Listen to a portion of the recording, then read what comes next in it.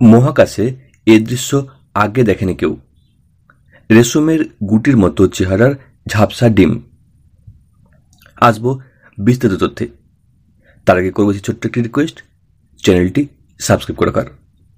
অনেক দর্শক বন্ধুই নিয়মিত ভিডিও দেখছেন চ্যানেলে, কিন্তু সাবস্ক্রাইব করছেন না।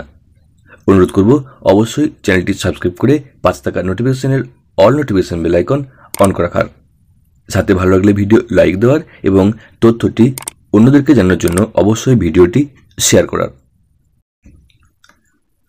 আমাদের সৌরমণ্ডল যে নক্ষত্রপুঞ্জের মধ্যে রয়েছে তাকে বলা হয় আকাশগঙ্গা ছায়াপথ বা মিল্কি ওয়ে গ্যালাক্সি। এ দৃশ্য মিল্কি ওয়ের বাইরে, সেখানে এটি নজর কেড়েছে। ব্রহ্মাণ্ডের অনেক অনেক দূরে একটি রেশমের গুটির মতো চেহারার ডিম দেখতে পেয়েছেন বিজ্ঞানীরা। ওটা কি?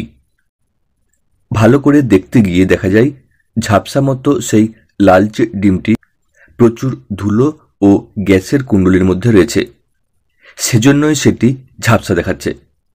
তবে দেখা যাচ্ছে, বিজ্ঞানীদের বুঝতে অসুবিধা হয়নি যে ওটা একটি এমন নক্ষত্র যার জীবনকাল একদম অন্তিম পর্যায়ে এসে দাঁড়িয়েছে। যে কোনো সময় সেখানে সুপারনোভা হবে, মানে একটা ভাবনার অতীত বিস্ফোরণ হবে, আর তারপর সেই নক্ষত্রটি সম্পূর্ণ শেষ হয়ে যাবে। সেই শেষ হওয়ার ঠিক আগে একটি নক্ষত্র এমন লালচে ডিমের মতো চেহারা ধারণ করে, সেটাই দেখতে পেয়েছেন বিজ্ঞানীরা। যা দেখার পর তারা চোখ সরাতে পারেননি, কারণ এই প্রথম মহাকাশে নজর রেখে ঠিক শেষ হওয়ার আগের মুহূর্তের কোনো নক্ষত্রকে দেখতে পেলেন তারা।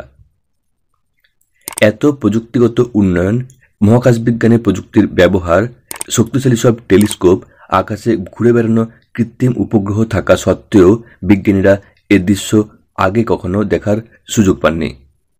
যে নক্ষত্রের এই অন্তিম ক্ষণ দেখার সুযোগ মিলল তার নাম WOH-G64। নাম না বলে নম্বর বলাই ভালো, তবে এটাই তার পরিচিতি।